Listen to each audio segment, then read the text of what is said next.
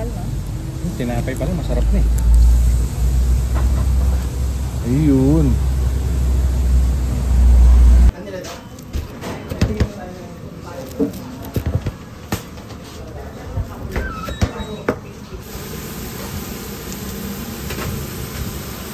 Tsaka yung cheese, oh. Galante. Actually, Regdy, nung ano eh, inaabangan natin bawat bite eh. Nung ginano ng torch na cheese ano, sa dulo. Ang sarap. Yay! Mag-food hopping ulit tayo. Tapos sa Quezon City naman, Maginhawa area. Specifically, Malingap. At yung mga katabing areas nito, maghahanap tayo ng mga matitikman. Ang sasama sa atin si Direk RA at saka si Angel. Tingnan natin kung ano meron dito. Unang-una sa agenda natin, Family Panaderia.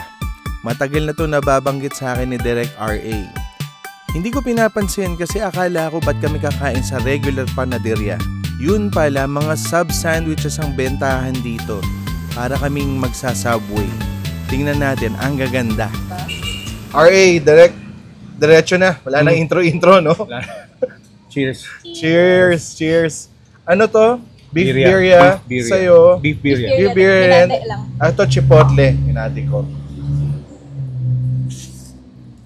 Gusto po. Sobrang sarap. Sarap.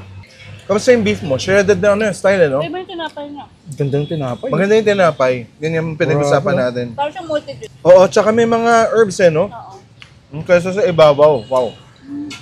Kompleto pati gulay. Sarap ng yellow. Sarap maging alive.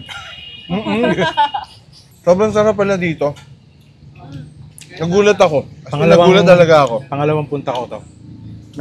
Pangalawa namin punta dito ngayon. Lahat ng tinapay, napakaganda. At ang pinakamalupit, Ganda oh. nung inaaya mo ako, siguro 3 beses mo inaaya, nasa utak ko panaderia. Nag-iisip ako ng may mga kalihim sa gilid, kabayan, gano'n. Yung medyo sinabi mo, hindi yan na to, parang Subway, parang Subway, ano? Sub sandwiches. Ang ganda oh. Ang ganda ng mga Ganda ano, ng no? tinapay oh. Solid talaga. Wow. Sarap. Ito pala yung panaderia niyo, family panaderia. Ang lupet. Ito naman, beef Philly. Kaya ako in-order kasi pag may star, Recti, yun yung pala yung best sellers. Ito, mas makapal yung itsura nito kaysa dun sa Chipotle. Para kasing kapal ng birria mo. Kasing sikat din ata yan no? Isipin mo, nag-Philly cheesesteak tayo sa sa Malingap. Maginhawa area rin to. Oo, Maginhawa. Malaki naman sakop na Maginhawa, no? Lupit. Tikman ko to, Wow! Ito, hindi kasing tamis ng ng chicken chipotle. Ang sarap nga rin ng beef. At ang daming laman pala nito. Solid to. Tsaka yung presyo na, okay, not bad for ganitong itsura. Tsaka yung cheese oh. Galante. Actually, Regdy, nung inaabangan natin bawat bite eh. Nung ginano ng torch na cheese sa dulo. Ang sarap. Sa gulay, hindi rin nagkulang. So, sobrang disenteng panaderia nito. Tinanong ko naman, dati daw talaga silang, ang negosyo nila, bakery. So, nag-shift na lang sila ng direction. Kaya sila yung pamilya, kaya family panaderia. So, ang galing mo, ang inaalagaan nila yung negosyo. Every 2:30 nagbubukas, sila hands-on tutok. Pag hapon hanggang evening, pila to lagi. Pila, sabi mo nga Punong-puno to. So, tsumamba kami yung Buena Buena Mano tayo, Buena Mano. Tayo nagbukas. Ang galing. O, tikman naman natin tong shrimp.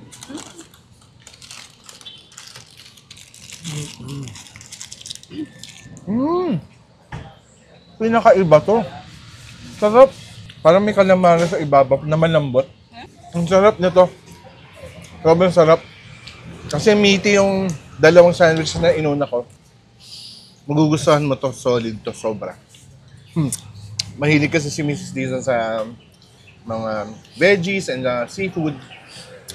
Ang sarap ng lasa ng hipon dito. Tsaka cheesy. Meron siyang parang dalawang uri ng keso pala eh. Meron yung ginanon, Yung tsaka tinorch. yung tinorch. O, tsaka yung... Pero masarap nga yung ano, yung shrimp na ginamit dito. Hindi yung lasang... Ewan ko lang, hindi ako expert kung straight from the ref. Pero masarap, malasang hipon. Kaya ang sarap. Oo. Nasabi ko na ba ng ganda ng tinapay? Sabi ko na ba na masarap dito? Masarap yung tinapay. Official to, Regdi. Gabong dito. Solid na solid na solid.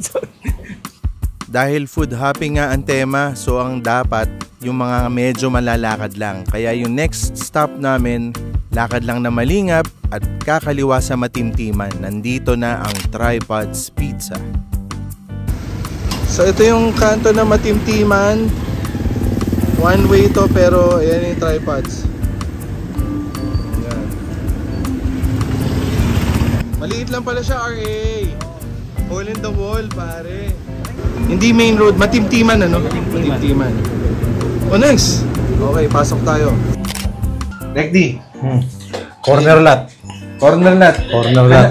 Dahil apat tayo, tigi-tigi sa tayong corner Corner lot. lot. O, diba? Yung corner lot na sinasabi na, yan no, yung dalawa yung duro. Yung malutong na edge. Malaliempo yung dating sa akin itong... Sa lutong. Oo, yung crunchy na yan. Dahil mainit pa ako, titinadurin ko na muna. Pwede mong kamayin kumaya sa akin. Oo. Ang ganda, Detroit pizza. Okay. Oh. Mm. Ito yung prime real estate yung corner. Ngayon, kung iti-take home nyo to, pwede nyo pang itosta pa ng konti. Man, masarap din yung keso. Tsaka, pepperoni baka mo. Puno-puno eh. Masarap siya, masarap. Bawat slice, merong 8. At saka, ito na yung sasabihin ko pare. Hindi ako nag-expect ng... Gulat ako nasa... Unassuming yung ano yung area parang walang pizzahan dito na ganito eh. Parang... Medyo tago eh. Medyo. Pagliliko, parang bilihan ng Yossi yung dating eh. Nasa likod to yun ng Bayantel. Bayantel, oo. Matimtiman, corner, malingap. Isa to sa mga matagal mo na sinasabi na dapat pupuntahan. Maliit lang pala, nagulat ako. Mga panahon ng baka 22, 23 namin to na-discover. Tapos puro delivery. Yung dine-in, pangalawa pa lang ata natin yung dine-in dito, di ba? Pangalawa, ang dine-in. Tama. Kung ikaw nag-deliver, yung nga sabihin ko kung may titikam at gusto talaga pumunta, saan magpa-park sa Malingap na, no? Malingap siguro or Sa maginawa. Maginawa. Or mag-grab na lang. Parang ginagawa Carpool. natin yung totoong crawl, nilalakad natin. Diba? Kasi medyo mahirap mag-park. Ilang steps din naman yun eh. Solid, Detroit. Ito na yung inuna natin. Pero, May 8 pepperoni bawat slice. bigyan mo talaga. Parang 8 pepperoni. At saka ano, Oh. ang ganda yung oven. Nakialam ako sa likod eh. Maganda yung... Maganda yung tinapay eh. lutuan. Ganda yung tinapay. Sobrang okay. Ibang pizza naman. Ito, favorite namin. Katulad niyan, favorite namin. Ito yung madalas na order rin. Sinabi mo, gusto mo dahil meron parang yung Sesame oo. seed, tapos may konting honey, matamis-tamis. Alat at tamis, ano? Oo. Balance, no? Butter, nakita ko na ginagawa eh. Keso. Ito natin, ha? Gusto ko yung may sunog. Nalasahan ko na agad eh. Uy, butter. Ganda ng tinapay. Parang butter garlic. Itong crust na to, masarap isaw-saw sa balsamic at olive oil. Oo nga. Paborito mo yan. Ginagawa namin pag nasa bahay. Oo. Ikaw nagturo sa akin. Ganda ng ano. Ganda yung dough. Ano nga ang buta? Nga may nagkit na... Pero dito? Eksakto lang. Ang lakas yung garlic. Ano ulit pangalan itong pizza na to? Ken style. Kenstein Pizza. Favorite pero hindi maalala yung mga alam. Pero kaya natin ito in-order. Naka-bundle ata ito eh. Marami namang pwede kang, kung ano yung gusto mong pizza, yung orderin mo. Pero meron kami nakita na meron na nung Detroit at saka meron na itong Kenstein Pizza. So bilog at saka yung square.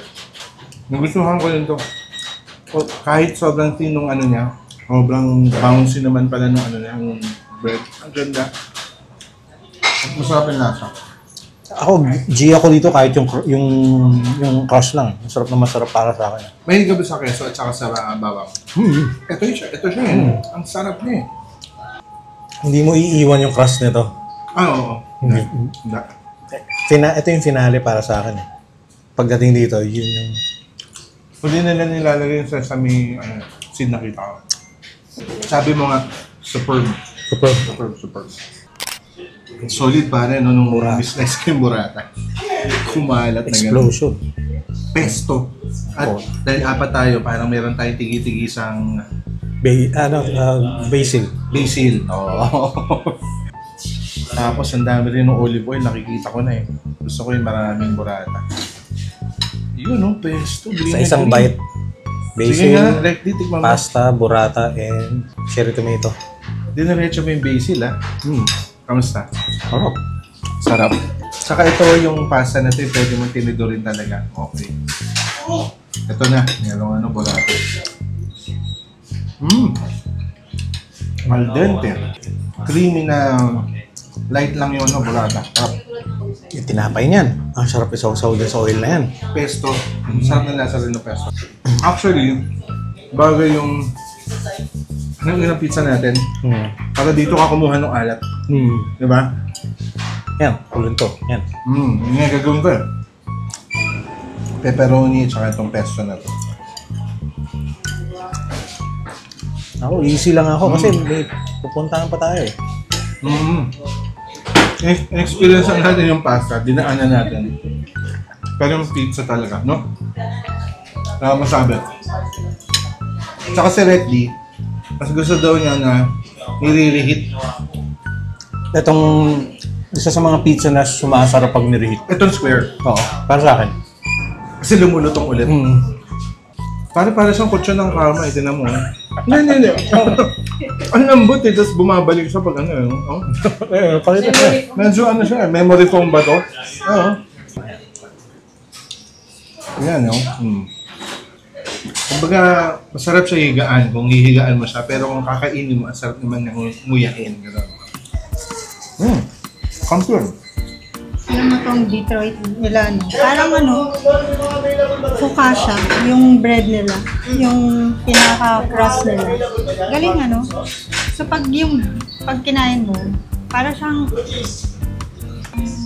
may chewy. Diba? Nung una actually, kala ko parang lasang cake. Parang may matamis siya ng konti, hindi ko ma-explain. Naghalo-halo yung texture niya na parang siyang medyo dulce in a way. So lalo to. Ito talaga eh. Yung malutong. Ayan Corner lang. Yan. Crunchy.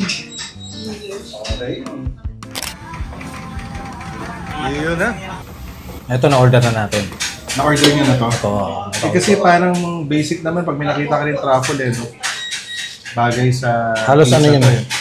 Auto-order. Auto-order, Nakialam ako doon sa kitchen. Kita ko nga. Tignan natin to.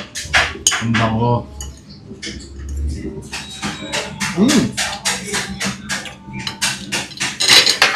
Basta rin ito. Harap. Hindi nila inalatan, ano? Pagin mo? Okay, no? Parang kung may... Parang sa keso pa nga nanggagaling yung konting-konting hit pa ka. DMM. Di masyadong maalat. Yun. Kasi sabi mo dati... Last time, hindi masyadong matamis. no? Ito, Pareho. nanakaw ako ng pepperoni. Nalagyan mo na ng alat, ano? Doon. Kasi 8 pepperoni ba ang slice na to eh. Let me na-experience mo rin itong tripod. Ano pa ba ang kwento mo dito? Well, na-discover natin to sa Grab eh. Na-discover namin sa Grab. Pandemic. Mga pa ata, MEC. So medyo bago-bago siya, no?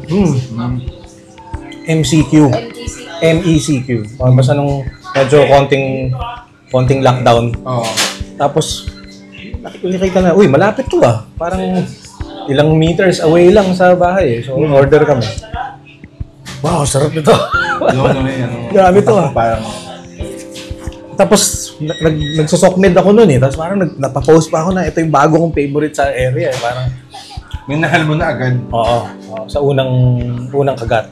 Parang yung panaderya na una, kasing dalas mo to sabihin sa akin. Alam mo, okay lang ka babalik ng QC, kailangan matikman yung tripod. Diba? Madalas mo kasi, no? Pero sa utak ko, akala ko malaki siyang place. Kaya para sa akin, pwede na siguro hindi puntahan. Medyo mahilig ako sa medyo hindi sikat. Kasi baka napanood nyo na di ba? Parang mas gusto ko yung hindi pa masyado napuntahan. So nagulat ako na mali ito. Oh, okay. Ang galing nung pagkaka-scout at saka yung kumbaga approval ng taste niya ni Angel. Pasok na pasok. Okay, saan tayo next? Mahiyain, tapos maalalahanin. From Tripods Pizza, punta tayo sa Mahiyain. Traffic dito. Para natin matraffic. Rush hour. Yan, hanggang dulo yun doon. Saka pagalingan mag-park, no? Yung mga kakaliwa ng Maginhawa, medyo matraffic yan. Sa mga nagtatanong nga pala kung saan pwede mag-park, ako sa Malingap ako nakachamba at nilakad na lang namin yung lahat ng pupuntahan namin. Kung saan may bakante, doon na kayo. Pag naglakad-lakad nga pala kayo sa Maginhawa, nakakaaliw naman kasi dikit-dikit yung mga shops, iba-iba ang meron, at saka medyo mapuno ang buong paligid. Para sa next stop namin, silipin naman natin yung favorite spot ni Angel para magkape. SGD Coffee Bodega. Maganda raw dito, tahimik at masarap tumambay. Tingnan natin. Okay, Sagada. Spot mo to, Angel? Minsan kasama ko yung mga friends ko yun. Pwede ka rin mag-aral or mag-meeting or whatever. Tahimik eh. Peaceful lang siya. Sabi nga ni RA, yung pupuntahan natin parang library. So nang-gets ko agad pagpasok, uy, tahimik ang mga tao. The vibe is vibing. Oo, the vibe is vibing. Ang ganda ng ano. And yung coffee nila, syempre Sagada, SGD. Order ako ng Americano na solid yung coffee. Kumbaga, good for 2 days yung tapa. medyo matapang. Pero ako nagugustuhan ko na, wow, talagang. Lalo pa nung nilagyan ko ng sugar na gamit nila. Ay, pero yung kwento. Tinanong ko si Angel. Angel, anong gusto mo? Ano sabi mo? Tinuro ko yung French custard latte. Yun lang, yun na yung Tinuro mo? ko. Pero sa utak ko, sige, Americano rin ako. Tapos biglang dumating na siya ng Americano. Sabi ko, oo nga, sige. Sabi ko nga, gusto ko ng Americano eh. Tinanggap ko na lang, di na lang ako nagsalita. So, tinanong ako ni Mrs. Dizon. Sabi niya, Angel, puti kaya mo yung yung Americano, yung black coffee. So, sabi ko, hindi. Hindi ko siya gusto. Sabi ko, hindi to yung in-order ko. Sarap. Actually, paminsan-minsan gusto ko yung matapang na kape. Bumibili kami sa BF eh. So, ngayon lang kami nag-experiment iba-ibang lasa ng coffee. Buti na lang dito tayo pumunta kasi matagal na ako hindi nagsasagada na coffee. Plus, sobrang ganda ng lugar. Ganda nga. Yung walk pati papunta dito, di ba? Direct. Sarap ah. Galing doon sa medyo busy area, sabay lumiko tayo ang kanto. May puno naman. Residential. Para kumbaga pinapagpag natin pababa yung kinain natin pizza. Getting ready for the next pizza. Tama. Oo, di ba? Painit lang muna ng siya. SGD. Anong street to? Maalalahanin. Maalalahanin. Okay. Tapos check na rin yung kanta ng Ihads na Maalalahanin. Favorite namin ni Rec Dion. Ang ganda ng kanta niya. Ito yun. Ito yung street na yun. Nakunan mo naman. Ito mismo. O, yan yung insert. Yep. Maalalahanin. Yan yung Pakinggan nyo. Lalagay ko yung link. Sige. Yan yung nasa sleeve ng album. Good find to. Rec Dion Magandang band yung Eraserheads, no? Parang may future sila. Eraserheads? Okay sila na band, no? Parang Pwede na. Pwede na. Oh. Hindi ko para silang 4 of Spades siguro. Sisikat sila din. Pwede sila maging Hall of Famer. Pwede. Yun. Yun pala yung SGD Coffee Bodega. Napakagandang spot nga. Alam nyo, kung inabot nyo dati yung Inca sa Quezon City, ganun na ganun yung vibe niya. Relax na relax lang.